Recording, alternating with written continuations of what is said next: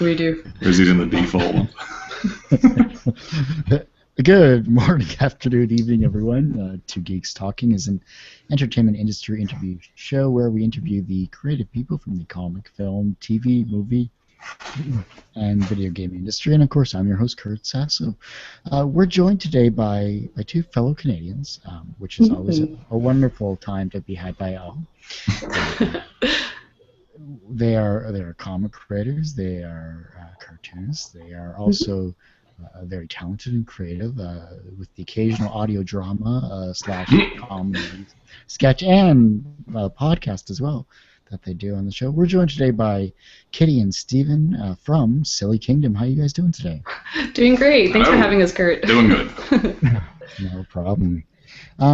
You know, and I mentioned this in the green room, I'm going to mention to everyone else because, you know, give credit where credit's due is how I call it. And a wonderful friend of ours, Adrian Blake, I should say, suggested you guys to me, and I've looked through the site, and I find it's fascinating, it's funny, it has some great humor in it as well, so I love that aspect. Thank you. For those, you're welcome. But for those I keep forgetting Canadians. We thank each other constantly. This will be a long interview. You said half an hour. It's going to be an hour. But for those that have never been to Silly Kingdom, tell us what it's all about.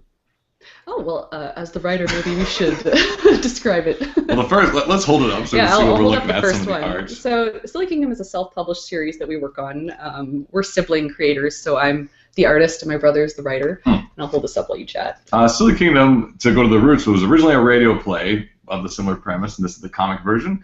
In this particular story, it's the Kingdom Wizard's 211th birthday, and he's going to do everything he can to ruin the party. And the shenanigans that ensue in that, I can't even tell you. Yeah, you gotta find out for yourself. A little bit. It's a black and white comic that we've self-published. So this is the first in the series introducing all the characters, and we put it out, I think, in 2012. Late 11, early 12. Yeah, and it got some really good feedback. Like, we were nominated for 2 Joe Schusters, and people have been really nice to us about it. And, for people who don't know the Joe Schusters, it's the Canadian Comic Awards. It's a very polite award. Very polite. But yeah, it's kind of we've enjoyed working on it. It gives me a chance to. I work in my day job as a storyboard artist, so my stuff is pretty rough and loose when it goes into edit, but this gives me a chance to actually work on my craft and inking and finish the work. So I enjoy it. This is the stuff we do for fun when we have time. So I mean, it's been an enjoyable endeavor, and we're working on our second right now. Actually, I'm inking it like now. So I have a lot of work to get done. There's the finished cover, as nice as it will once it arrives. Yeah, our friend Jason Caffo, who's one of the color directors on the Amulet series by Scholastic, he does the colors, and he's amazing. He's so good. Wow. Yeah. That's incredible. I think this is the first time in my 6 years doing this that I've had a brother-sister team doing a comic together. So that's a first for us. That's amazing. A lot of people, like, I won't say freak out, but they're like, "What? You're friends with your sibling?" They're like, "You get along, let alone you can work together." Yeah, how is this possible? You know, yeah. But for us, it's just a matter of convenience. Like, I know where she lives, and she can draw. Convenience, so yes, it works out really well. I find it's because we grew up interested in the same stuff, and we both wanted to create. I mean, you always wanted to write. I always wanted to make comics, and then you had your audio plays and everything you were working on. So it just kind of merged together really seamlessly. Yeah. Mm-hmm. What is it about working together that allows you, one, not to kill each other, and two, creative freedom that you guys seem to have with an amazing book? Well, I mean, like I was mentioning briefly, just growing up watching the same stuff, we kind of have a lot of shortcuts to all the things we like. Like, we grew up on Monty Python and Discworld and a lot of anime, so a lot of the stuff we'll reference really quickly back and forth we both get. So we kind of have similar taste and similar humor. Yeah. So that makes it easy when he's writing and he has something in mind. When he's describing it, I can picture it almost perfectly to what you Yeah. you're thinking about. Like if I write something that's a tribute to or a parody of, I don't have to be like, here's the video. Remember this scene and this scene. Like we've all seen all the exact same things. Yeah. And for whatever reason, I don't know if this is science or magic. Because of this, anything I write, she can draw exactly as I saw it. But with the weird hangover that it's reversed. Okay, this is just a weird thing. For whatever reason, our visions are similar but flipped, and I think it's just because I read a lot more Western comics and you read more manga, so your stuff is mirrored. So if I have a character walking right to left in my mind, she'll draw it left to right, and I'm like... That's the one thing we can't quite sync up on. But so we're not perfect. No. It's not perfect symmetry. I was gonna say it's almost like the Wonder Twins, activate. Form of comic duo. Yeah, exactly. But yeah, it works out well, and we're both really easygoing. So unless either of us is really passionate about a specific story element or image, like the other will just kind of, all right, I'll cave on that, because it's like. If an expression doesn't matter to you too much, you'll let me go with it. But if it's like, this doesn't make sense with where the story's going, then we can discuss it like adults. And the same with the writing process. Like I will write pretty openly about just what's happening in the scene, and I'll only be really specific about camera angle or which character's standing where if it's really important to the joke or the drama. Otherwise, it's like, this is the scene, do whatever you do, go. Which I really enjoy, because I know there's like I haven't really worked much with comics other than the stuff I do or the stuff I do with my brother. And I know a lot of comic artists will work with a very specific script where it's all very panel 1, this happens, panel 2, this happens, each page is laid out. Panel 3, high angle. Yeah, I mean the way we work is kind of like an animation script where it's just dialogue, a little bit of notes, just run wild with it. And I enjoy that because I like coming up with all the shots and I like working all that out. So I find the style of both our process works well together too. Yeah. What are you guys most passionate about besides the art and writing? What else drives your passion? Like, I got nothing else. I'm like, it's one of those things where it's, if you weren't doing art, what would you do? And I just, I don't know. I'd say, well, like when we travel for conventions and stuff, the very first thing I ask anyone isn't about like, oh, what museums or like, oh, what events are happening. It's like, what food do you guys have in this town? Like, what's the best food? I want like the greasiest. I want the colorfulest. So that would be my passion. Food. We just had Burger Week happened here in Toronto, and had a really nice crispy tuna burger, if I say so. It was really good. I'd say just kind of, I don't know, living. It sounds kind of really simple. I like living. Yeah, just experiencing things. We like to travel for cons because we love to meet new people and see new cities and get out and explore, and just kind of a sense of fun. And that, like, hopefully, like, I think that comes through in our comics too. It's just we really enjoy the day-to-day, everything that happens in life. So it's hopefully we can pour a little bit of that into our comics. And I mean, one of the best things you can ever hear from someone who's read our comic is like, oh, this actually made my day a little bit better. This made me smile. And that's kind of one of the best things I think you can ever get out of a comic, is just someone reading it and feeling a little bit better. So hopefully our joy just soaks out there.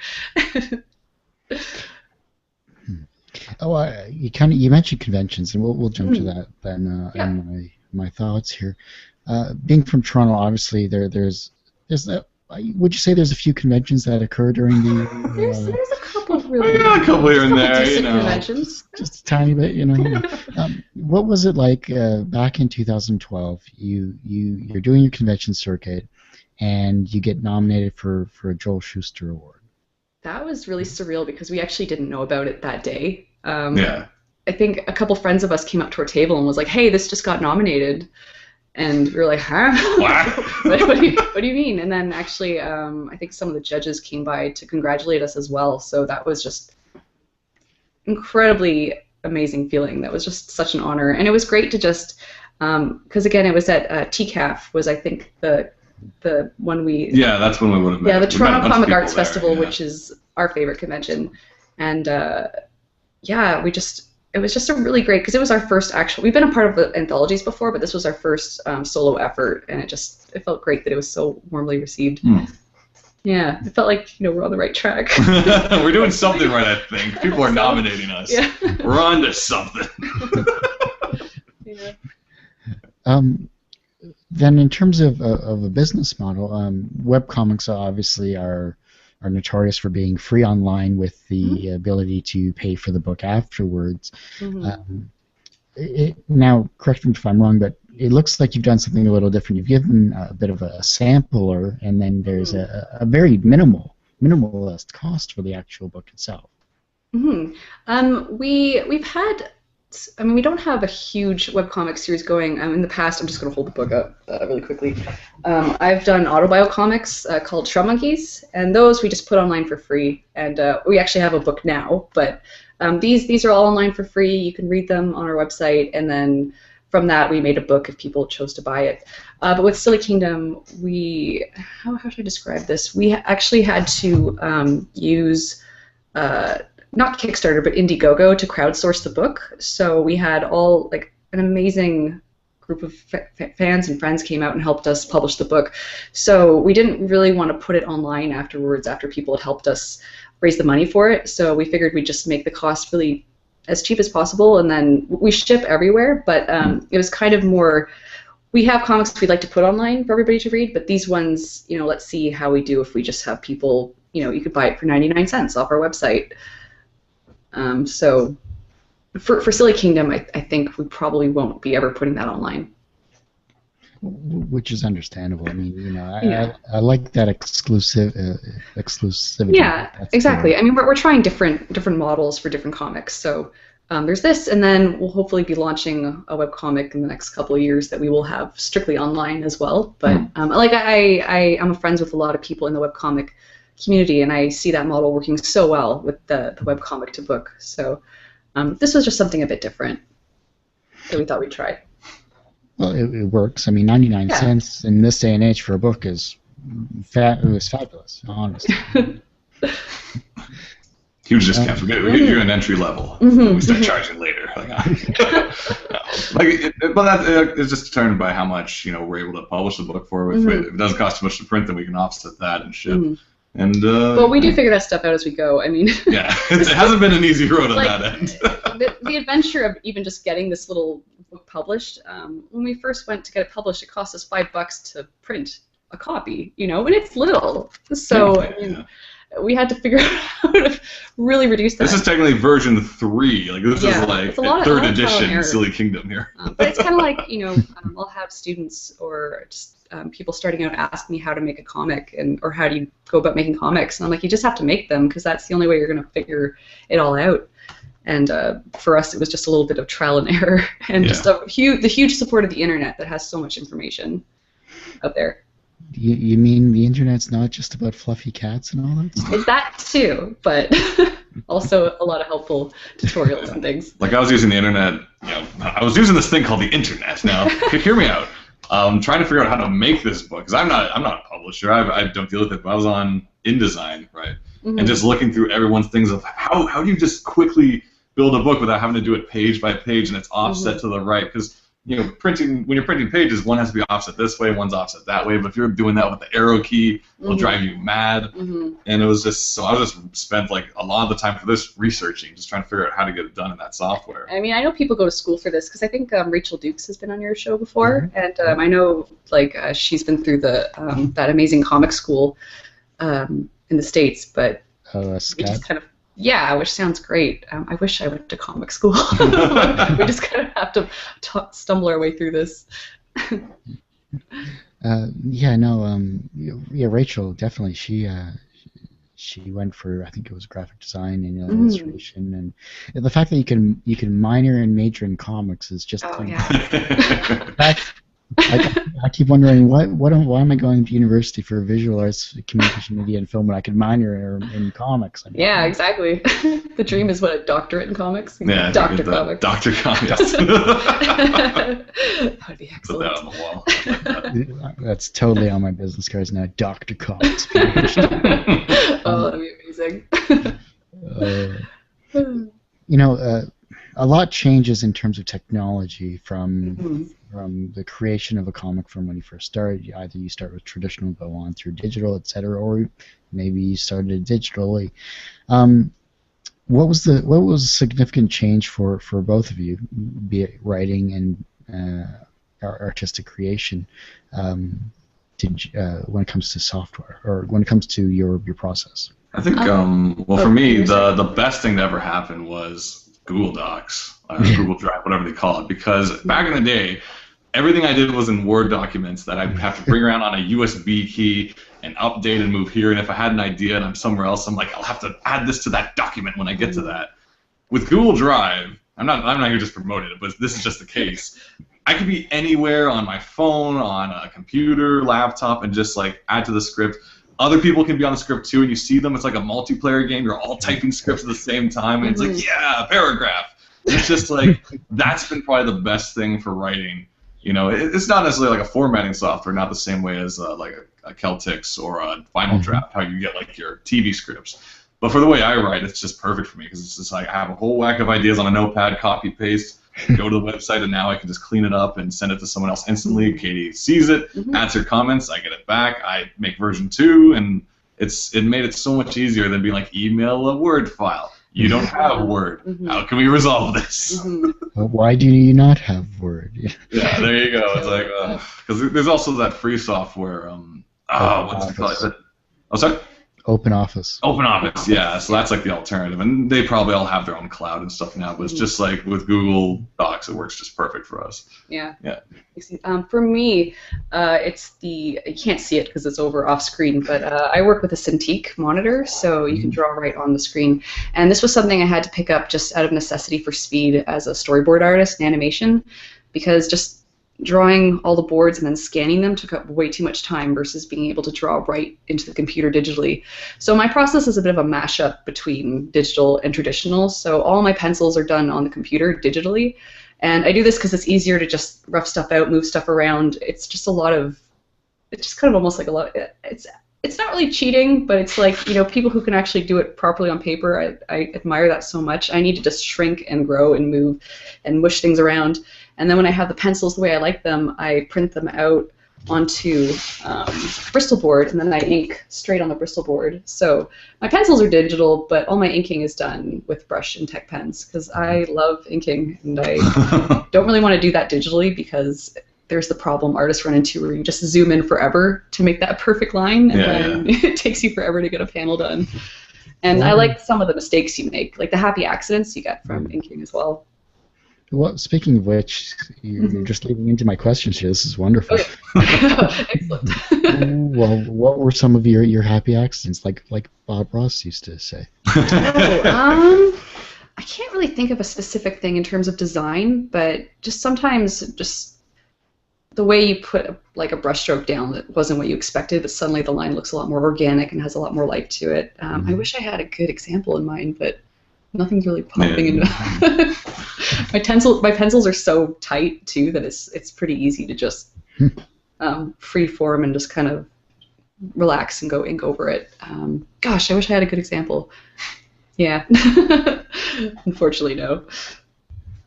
How about yourself, Steve, with the happy accidents with writing? Happy accidents on writing. It's I accidentally had something on my clipboard and I pasted it and I'm like, wait, that's perfect, you know. Did that work? No. Oh. I can't think of anything like that. Like, why would a happy accident in writing is like the closest thing I can think of is if like when I have random notes, I'm basically writing notes all the time, regardless to what the story. Like anything that happens on the street that I find interesting, I'll like jot it down, send it to a larger document that has just pages and pages of incidental stuff, like a dog wearing a hat, and then like something else. It's just nothing that means anything. And once in a while, it's like I need the name of a character, and I'll open up my names document and just scroll through, and I'm like, oh, this one sounds interesting that I wrote like 7 years ago for no reason. It's like Leah, and I'll take that name and give it to this character. And so it's not as much of an accident, but it's like I make lists of things that aren't intended for anything that I can go back to being like, I need something funny to happen in a restaurant. What did I know, keyword search restaurants and everything I've ever written about restaurants. I'm like, aha, that scene. Yeah, just something random. I can take that. You can actually use later. Yeah.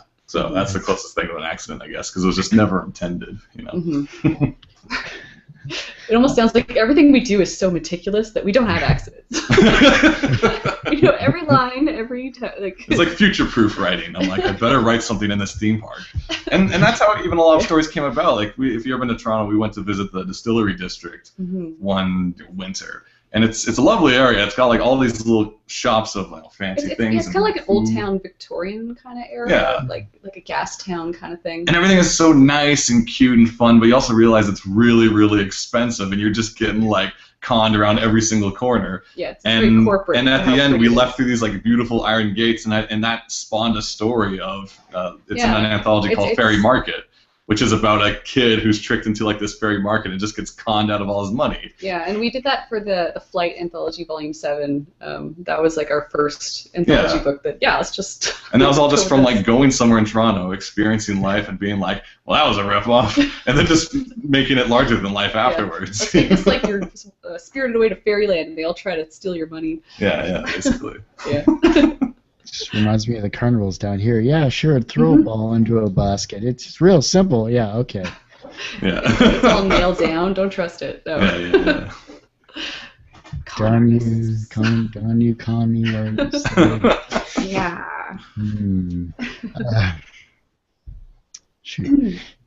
Speaking of anthologies, though, I remember, I believe, Katie, you were working on the Womanthology. Yeah. I remember, I remember when Renee DeLiz, who show ran that anthology, I remember actually seeing her first tweet about it, or who wants to be in a woman anthology, and I was just like, yes, sign me up. And it was fun. It was a fun project, and it was a great way to meet a whole bunch of new people. And she doesn't remember me probably, but I was at a panel on Womanthology, and Gail Simone was on it as well, and she sat right beside me, and I was just fanning out. She was there. My friend Jean, who's also in the anthology, introduced me to her, but I was like, your writing is so great. So, I mean, I'm grateful also that I got that opportunity to meet Gail. But yeah, it was just a fun, like, they were really short stories. I think the longest story in there was maybe 8 pages, but I just love what it did for just giving a lot of artists who maybe hadn't self-published or hadn't been published a way to just work on a story with a partner and just bring something together in a book that just came out looking so great. And I'm really glad I was involved with that. I ended up picking up that book through I missed the Kickstarter campaign for it, but oh shoot, I'm blanking. P.I. Jane creator. If only we had the internet to look this up. She's gonna kick my butt. Oh, this is bugging me now. This is the type of thing like tomorrow morning, like 2 a.m, you're just gonna pop up and be like, "Oh, yeah, that was the name." Dang. No, I'm sorry. This is just really bugging me. It's okay. If you want to search it, we can just start chatting. Yeah, actually, I'm doing it. Actually, here it is. Okay, good. Yeah, I think we're going to San Diego Comic-Con this year as well, and I think I might actually be working the Womanthology booth one of the days. I'm not sure which day yet, so that'll be fun. That'll be good. Cool. Yeah. Lauren Burke. Okay, cool. Sorry, Lauren, forgot your name for a second. But no, that sounds like amazing, and San Diego is something that I would love to experience. I think any geek, any comic person has to experience it once in their life. Yeah, it's really fun. We're lucky. Our friend Kazoo, who runs the Flight Anthologies and the Amulet books, he got us in the first year just as part of Flight, and that was kind of an amazing. It was just so much fun. There was a giant booth that we all got behind with the Flight Anthologies, and it was just like a whole bunch of people like around our age that were just getting started in comics, and we met like a ton of friends there, and it was just such an amazing time. And San Diego, there's palm trees, and there's there's like Starbuck from Battlestar Galactica, and there's that there's Paul Pope, and there's all these people that are amazing, and just to be in that environment was just so inspiring. And I think it was actually that first Comic-Con that we also saw a bunch of people were in the Flight comics, but they also had their own self-published books. And then we looked at each other like, why haven't we done this yet? Like, why haven't we've got so many ideas, why haven't we actually tried to publish anything? That story's actually in the back of the First of the Kingdom book. You can see us at Comic-Con be like, we have to have our own book. Yeah. Because that was the event that kind of inspired a lot of it too, because we're like, well, we did this short story for them, but like we could do longer, we could do it on our own everyone else seems to be doing it, why not? Why not us? Yeah, no. And when you're in a room with all those creative people, any hang up you have, like, well, I don't know, they're all like, just do it, just do it. Like, if it's bad, then make another one and just keep working at it. Like, the advice I heard that I like is, if you're not too sure about making comics, you're like, I've got this giant story I want to make, but I don't think I'm ready. Just make a short comic. Make an 8-page comic. If it's good, great, make another. If it's bad, great. You learned, make another. Just keep making more comics. That's the only way you're going to get better and learn. And we felt that so much at San Diego. And it was just a ton of fun, too. It's just like, the city becomes geek haven. It's just, it's amazing. Really crowded, though. If you don't like crowds, I don't think you'd enjoy San Diego Comic. If you don't like 4-hour lineups for panels, then it's not for you. And I know some people don't really enjoy the con because it's more, I guess, media focused on movie and TV and things. But I mean, for us, we had a good time. Yeah, there's so much free stuff. Who hates that? How can you possibly hate that? I got to see the Scott Pilgrim movie for free before it came out in theaters. So yeah. It was a very good time for being a Scott Pilgrim fan. He got to be there with Edgar Wright and all the actors, and I think I went to their panel. There was a metric concert. It was great. Yeah, Edgar Wright took you all across the street to see the movie for the first time. It was fantastic. That was fun. I wish I got went to that. Oh, it's so good. It sounded fun. I didn't. Comic-Con is magic. Let me put it that way. It's magic. Well, the closest I'll get to that type of craziness is Fan Expo Canada, so that's sort of my home away from home convention. Nice. Sorry, hang on a second. It's all good. We're going to be doing Fan Expo, I think. Maybe we'll pop by. We'll run by. Oh, hang on. It should be wonderful. What's happening at Fan Expo? Secret things. Yeah, this will probably get edited out, right? Or this could be hilarious. We can use this time to promote our books. You want to go to sillykingdom.com. Yes. Pre-order Silly Kingdom 2. Get yourself a signed copy. This is the editing that will never get shown. You can also go to Shannon Hannigan's, SHAN. AHAN. GANS. .com. That's where all fine products can be found. All the finest of products. I look forward to. Also, Shannon Hannigan's is our live show. Yeah, this is too bad if this isn't being recorded. Shenanigans Live. It's live every week on Tuesdays. Yeah. At 8 o'clock p.m. Eastern. Yep. Just keep going. Yeah, I'll keep talking. And it's 2 hours of us talking about ourselves and our betters, and we talk about and we sometimes get angry about movies and things. Sometimes a little too angry. We're only angry because we care. Yeah, I hate because I love. Yeah, exactly. Because we want things to be good. Yeah, because you always make good things. Mario Kart. Mario Kart's fun. Great. Mario Kart 8, I recommend it. Yeah. There's video games coming out in the near future. There are video games coming out. And that was promotion hour. There you go. Promotion done. I should have switched the camera back to you guys. I didn't even do that. Oh, it's all good. We were just rambling. Like, this is gonna be edited, right? Whatever. Actually, no. Oh, perfect. 'Cause we just we just did an awesome promotion. We just sold ourselves so well. But then, because I needed Mario Kart. Well, really good. Mario Kart 8. Yeah. I haven't played that yet. Actually, I don't even have a Wii U, but no one does. But the point is, it's no, people do have it. I wish more people did, because honestly, it looks great. Not to go off like on a tangent, but like, man, the Wii U is the funnest I've had local multiplayer in a while. Because just the Nintendo Land, get 5 of your friends over, and it's just one of the most ridiculous fun things. Because like, when's the last time you played Halo? And you're actually like cackling and crying, laughing because stuff is so dumb. You're usually angry at these little kids online. No, you get all your friends over, get a Wii U. It's completely worth it. Oh my gosh, we Nintendo Land is so fun if you have people with you. Okay. Yeah. Anyway. And that was Nintendo Hour. Thank you. Well, the thing is, I may not have had the camera switched to you guys, but I did have the audio playing, so you just promoted whatever for you. Sweet. Done. Perfect. It was all clean, don't worry. Oh, it doesn't matter. No cuss. No swears. When you have Phil Folio saying, talking about pink flamingos, at that point, anything goes. So. Still need to see that. Episode 10, I believe. Oh, yeah. Yes. Yeah, it was audio, so. Oh, good. Excellent. Excellent, Smithers. Release sounds. let's see. Oh yes. You know, everyone usually has that one person or one or two people. I should say. Oh, I can't speak English today. This is wonderful. Everyone has that one or two person that sets them on the path to where they are today. More of an inspirational person. Who are they for you guys? So who's your Obi-Wan? For Obi-Wan, I'd say we have a couple Obi-Wans throughout the different stages of our lives, but I mean the first one that always pops into mind is our dad. If you agree. Yeah, oh yeah, because he was a big, like, you know, when you're born and the first person people you see, one is a giant geek. Yeah. Your life is basically set because he's the one who like took our mom to Star Wars as a date. And she was just like, what?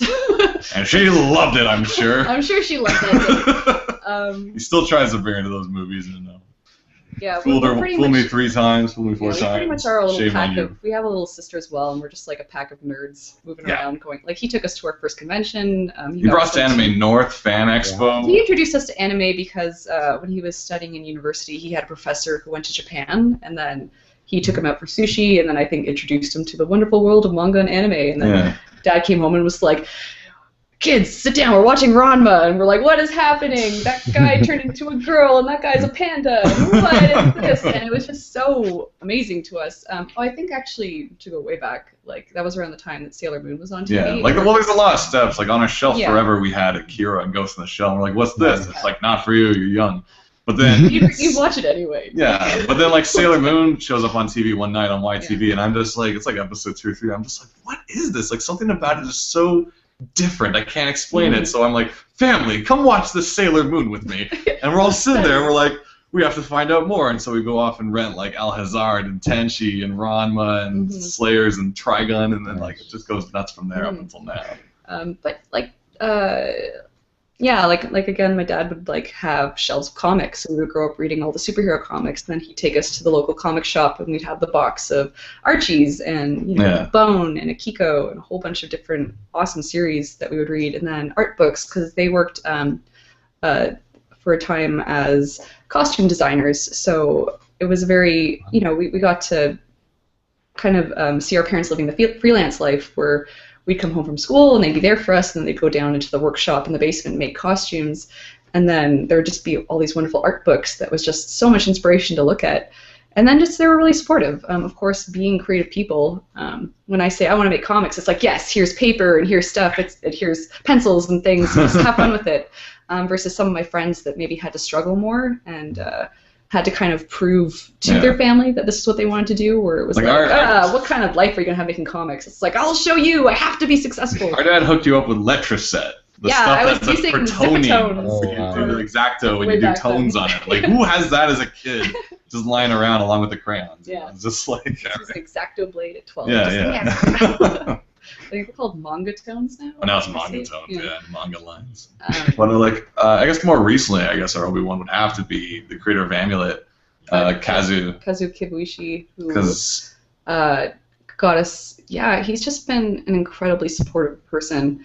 Again, he invited us on board for Flight 7, and Flight was a series I remember reading. The first volume came out in college, and I was just like, oh my gosh, this is amazing. Just all these short stories, and all these artists are so incredible. And that was around the time I started noticing webcomics coming out, because all the artists in Flight also had their own webcomics going on. Like, there's Vera Brosgil and Dylan McConis and Erica Moen and all these people that have made amazing works, 10 years later, I guess, now. It's just, you see everything they've done, it's incredible. And so towards the end of the Flight series, Kazoo actually emails us like, hey, I've seen your work, do you want to be involved? And we were just like, yes, we'd love to. And from the get-go, he's just been super supportive, just giving us advice and just, a place to crash. when we show up as 2 Canadians in LA, and they say, because after our first Comic-Con, they asked us, so what's your plan after this? We're like, oh, we'll just go to LA. Do you have any plans? No, we'll just walk around, see what happens. You can walk around LA, right? We'll just find a hostel. And they're like, Kazoo and his wife Amy go, call us, we'll pick you up, and you can stay at our house. You silly Canadians who don't know. That was after Disneyland, too. So there you go. Yeah, I feel really lucky and fortunate that we can call them friends, and they've just been really, they've been like our Obi-Wans. Yeah. That's wonderful. Obviously you've done so much in your lives and your careers, and you're very successful from a professional standpoint there. Oh, thank you. But do you guys consider yourselves personally successful? Oh, heavens no. I mean, I have so much more I gotta do. I don't even know if I consider myself a professional, which is weird. It's kind of one of those things I've heard. It's like imposter syndrome, where it's kind of like you're waiting for someone to show up and be like, "Hey, you're not supposed to be doing this for a living. Like, go work in an office and put on a tie." But I mean, for like my day job is the storyboards and animation work, so we haven't been able to transition comics into our full time yet. Like right now, it's mostly stuff we do on the side. I think like I would consider. It's weird because you're always searching for different milestones, but like I feel like I'd feel successful if I was able to make a living off of our own comics, being able to tell our own stories and then pay rent and eat off of that as well. Right now, that feels like something we could do for sure, but maybe not this year. Maybe in the next 5 years, hopefully. Yeah. I mean, that's the goal. So when we can do that, I think I'll feel happy. But then after that, it's just gotta get the next book out. Let's work on the next book. Let's work on the next project, because it's always just. You're only as successful as your next story, I guess, or your next project.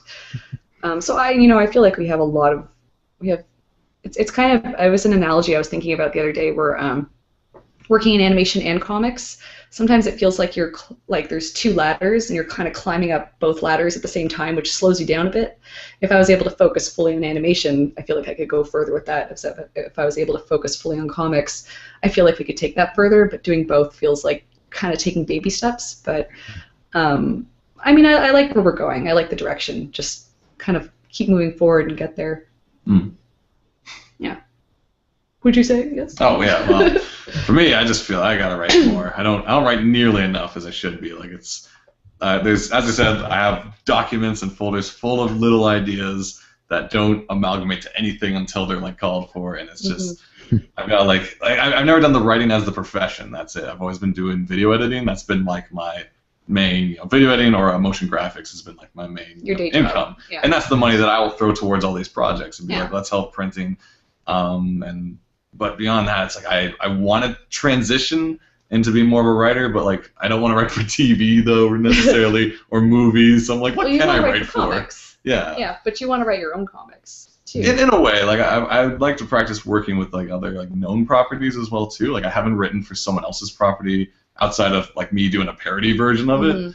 But to a degree, even parody versions of those can be canonical. Well, you hear about the people who get that job as a writer on a TV series because they wrote like a big fan fiction. Yeah. Thing. Or maybe not. Or you get like some like the Adam Moore and Gen 13s, which are just like nuts, but they're still a part of Gen 13. And it's like, okay, that's kind of interesting. I wonder if there's an opening for that somewhere. I think at this point, though, it's just if we continue to self-publish our own projects, that's how we'll be able to, go up to a publisher like, hey, we do this. We do things. we make things, and we can hit deadlines, and we work with you, and then work from there. So, yeah. So yeah, I mean, we're still moving along. How do you guys market yourself then? I mean, has it all been word of mouth, or have you just, because of what you've done with the anthologies, has that kind of put you into a bit of spotlight? Oddly, I feel like the internet is more of a spotlight than even with the anthologies, because I feel like, and maybe anthologies is something that I don't know, how would I describe this? I feel like the internet is kind of the best way to get your presence out there with Twitter and just putting your art online. I'm sure the anthologies help, but I mean, like, the most direct interaction we have with people we find is on the internet. And every week we do our own live show as well, and it started out small and it's growing in little bits, but it's just kind of a way to come hang out and talk geeky for a couple hours on a Tuesday.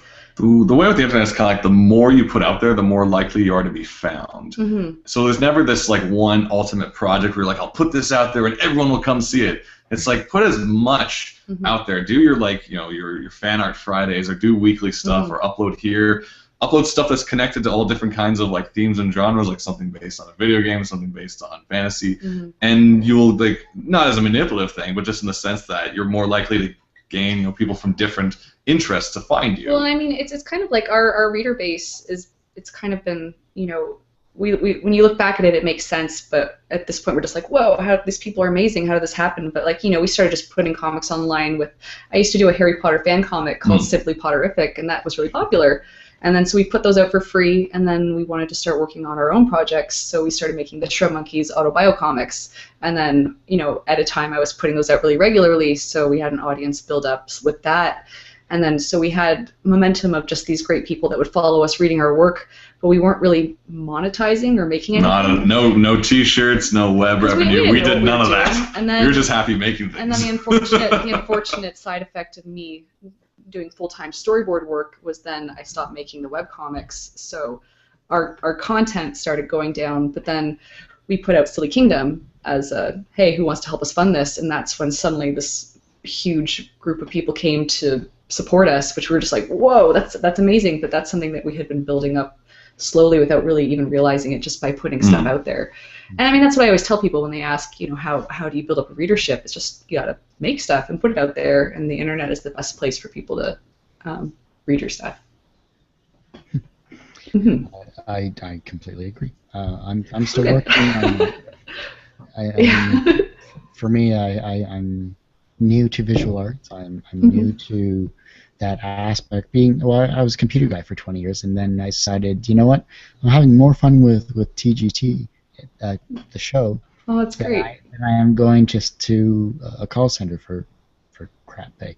Yeah. And so I decided, you know what? Let's not get any younger, so let's go back to university. And so I'm enjoying art. I love the traditional aspect now. I'm enjoying painting more so now than I didn't even think was possible. Oh, that's great. Yeah, I think I see. Do you have a watercolor you're working on back there, or? No, that's an oil painting actually. Oh man. It's a 40-inch by 50-inch oil painting. That's amazing. And the thing in front of it is my second year ink project. It's all comic book characters. It's Mario and Final Fantasy Legends on one arm, and then it's like Dragon Ball Z on one arm. Oh, awesome. and Pokemon and Tetris and Mega Man, old Mega Man from the These Game are all Boy. things I like. You're speaking my language.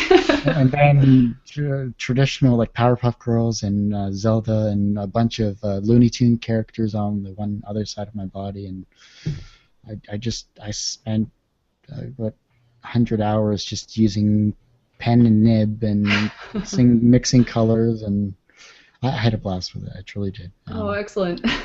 I will never do that again. But it was a good experiment. Very good experiment.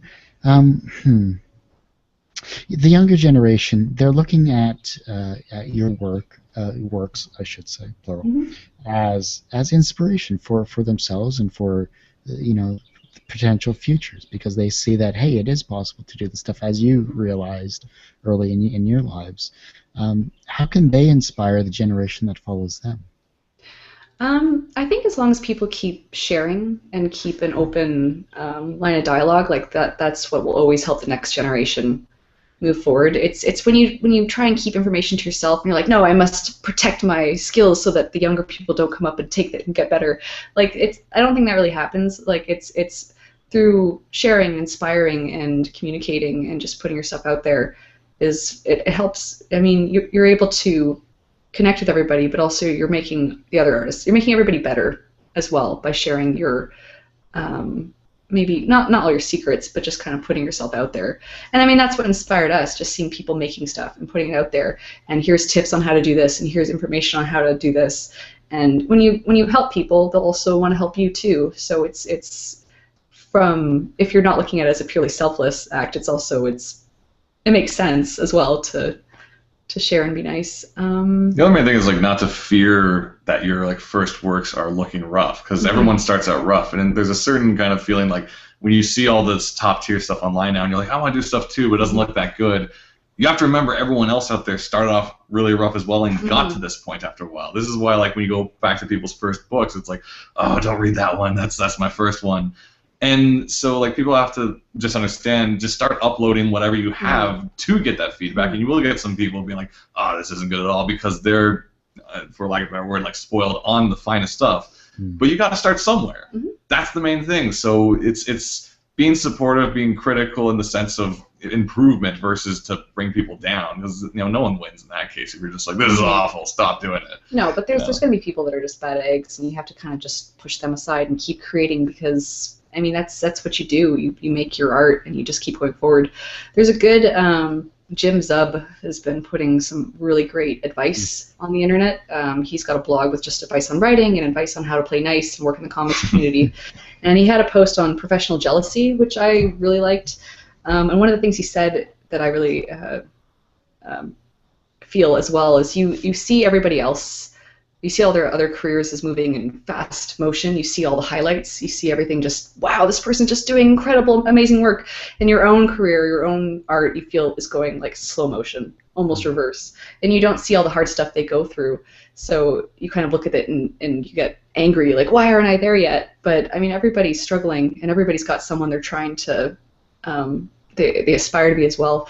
It's kind of like I used to do track and field, and it was like looking at it as you're competing with yourself, not getting all worked up and trying to beat other people, but trying to beat your own score and trying to be better tomorrow than you were today, I think breeds a healthier kind of lifestyle. Now, granted, your track and field stuff was like the javelin, the individual stuff. You were like racing against people when that mentality comes in. Like when you're trying to beat your own score. Yeah, like I'm not trying to outthrow all the other people with super muscle arms. I'm just trying to beat outthrow yourself. Yeah, exactly.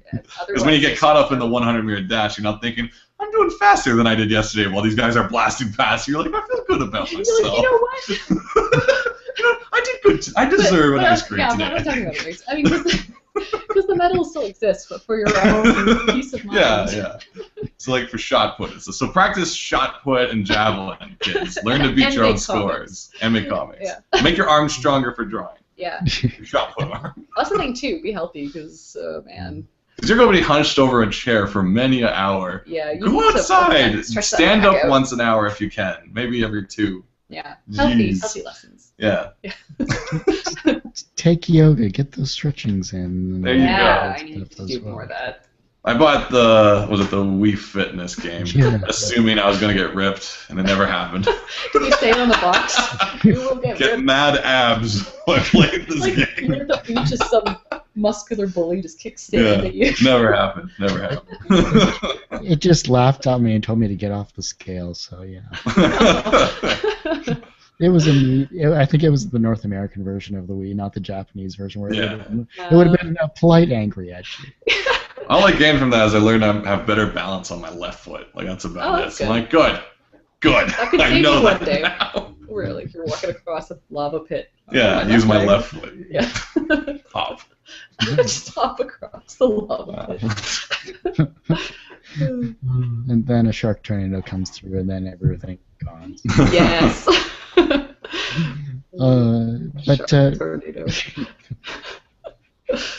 Movie. Horrible movie tropes aside. But I saw there's a new pop figurine coming out with it. It's like the cute little shark and then a cute little tornado you can buy. Looking forward to that. It's adorable. I love me the pop. Those pop figures. Those pop figures are my favorite. So ridiculously cute. You walk into a comic shop and it's now all these adorable little pop figures, and I'm like, I want all of them. It's like any property you're into, any movie you've ever seen. There's one for that. Like every single Assassin's Creed character, it's like, I don't like the third one, but the rest of them are Everyone's harsh on that, dude. I still haven't started that game. I've had it wrapped in the box since I bought it day one. And everyone's like, oh, don't start it. It's like the 10 hours is a tutorial. I'm like, it's not that bad. Here's my recommendation for that. Play Black Flag first. Then come back to number 3, and it'll make more sense. Okay. Good. Interesting. But movies aside, is there anything that I haven't brought up that you guys would like to share with those that are watching and listening to this particular show? Anything usually better at this. Just like other stuff we're up to. Yeah. I don't know. I just say like coming soon. My original love, like the works I did before most of this, like any visual writings. I don't draw. The thing I found was my best realm of creativity that could be shared easily. Because I myself, I'm not a big, crazy to say, I'm not a big novel reader. I get my eyes get kind of jumbled up in sentences. I reread the same sentence again. I'm like, I'm not loving this. Book on tape. And what that led to was me enjoying making my own audio dramas and radio plays and stuff, because I found it was a neat world that I can create a visual world in your head that you're not actually seeing, just through the the soundscape and using stereo and using echo and stuff like that. So that's where a lot of my creative work started, was just doing audio dramas, radio plays. I'd write little scripts. I'd go to the Voice Acting Alliance. I'd not hire, but you get people from around the world who just want to do voice work, and then we work together on a script. And that's actually how the first Silly Kingdom was ever made, because I wanted to do a fantasy humor British-esque script, and in the nod to like my favorite stuff, like the Discworld stuff being read by like the Hitchhikers. Yeah, and Hitchhiker's Guide to the Galaxy. And so if you're a creator and you find you're not an artist, you don't want to pursue art, but you still want to share stories in a broader medium than just written, there is a lot of options out there for you. Be it taking photos, like I also did photo comics for a while. Take my Halo figurines, take a picture, add a word bubble in Photoshop, and there's so many different ways to get your writing out there, even if you can't draw. Because I know one of the biggest concerns for writers in comics is how do I find an artist? In our case, it was rather easy. Yeah, I just had to be born 2 years later, and it worked. Yep. But the point is, for other people, it's like you have to either pay them or have people who are, and legitimately, because it's a lot of hard work drawing. But you do have other means to do it. Photo comics can work. Get your action figures, take pictures. Maybe draw, do the Ryan North, like have the dinosaur comic where it's a series of clip arts that are kind of continuous forever, and just like let your words shine through that. So writers you do have options. If you just can't find an artist, you do have options. Just want to put that out there. Good. Yeah. How about yourself, Katie? Do I have anything I didn't want to mention?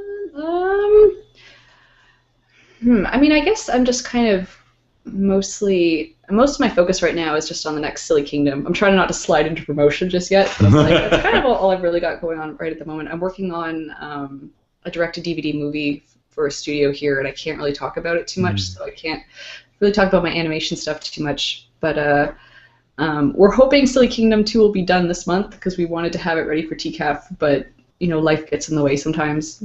But yeah, that's kind of just what I'm working on, just trying to get it finished. It's available for pre-order on our website, sillykingdom.com, if people want to check that out.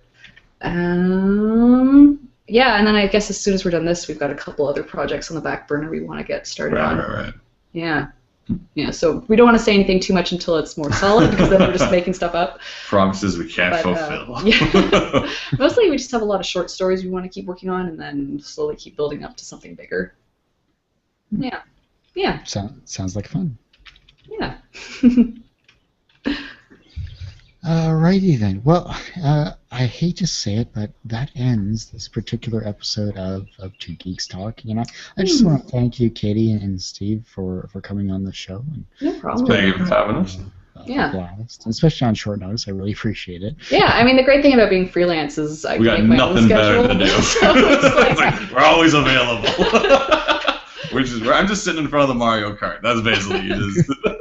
Yeah, it's like you're in front of the computer, so it's like, okay, yeah. Hello, new people. Let's chat. Always up for a conversation. I love talking. Yeah. All of my jobs involve me in front of a computer being silent with my noise-canceling headphones.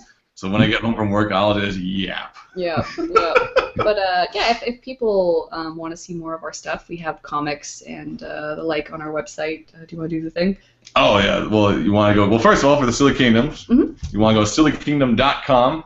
And you can find out more information about everything there. Lots of beautiful fan art as well. If you'd like to contribute some fan art, we love seeing people's interpretations and people's take on characters. Yeah. So go to sillykingdom.com for that. And for everything else, you want to just look up Shanahanigans. And that's spelled like it sounds. Yeah. S-H-A-N. A-H-A-N. I-G-A-N-S. Yeah, and it's a play on our name, Shanahanigans. Shanahanigans. Yes. So Shanahanigans. When you first pitched it, I was like, I don't know, that's gonna be hard. But I have a history of making things complicated. This is why we're not good at promotion. We need the internet. Just go to this link. Yeah, if we have to tell you in person, you're gonna just glaze over. But I think honestly the Facebook is the most updated. So the same name, just Facebook, and that's what we Shanahanigans. Yeah, that's what we keep you most up to date with. Even though Facebook does block people promoting, so you can pay them to let them promote more. Yeah, it's weird like that. it only blocks 90% of your total traffic. You know. Yeah, yeah. Yeah, what do you need that 90%? They never need to hear it anyway. They're busy. They gotta play their Candy Crush. Aye. But otherwise, we're always on the Twitters and the Tumblrs, and I'm by my online user name is Katie Shy, Ktshy. Mine's Shaggy Shan. You can find that on Twitter and Tumblr. We're always just yapping about stuff. Awesome. Friendly. Yeah. Well, that's wonderful to hear, and I'll definitely be following you guys, and I'll definitely be asking you for all of those websites because there's no way I Just remember what that. is happening? Should I know what? I'm lucky I could say you guys' first name there. I mean, Yes. We're working on it. Yeah, promotion. We'll do another reformatting of our. Yeah, figuring it out as we go. yeah. Well, as you heard all of that, and as you'll see on the podcast page, that, of course, is Katie and Steve from Silly Kingdom, and that's sillykingdom.com. And, of course, you can find this interview, as well as every other interview ever created on Two Geeks Talking at tgtmedia.com.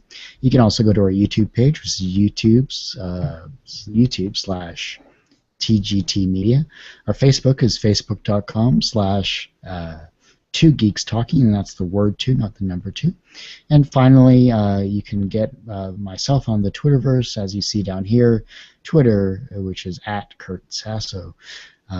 We're also on Patreon, just to let you guys know. It's patreon.com/Two Geeks Talking, and $1 a month supports us in every way, shape, or form, and we greatly appreciate it. We should start doing that. Such a good idea. Well, I have another podcast for you guys to go on for that. Go. But that bell signifies that we're actually out of time, unfortunately. But thanks everyone for listening and watching to this show, and everyone have a wonderful rest of your day, a great weekend, and thanks everyone for watching. And again, I'm your host Kurt Sasso, and see you next episode with another great, creative, and talented person. Thank you. Cheers.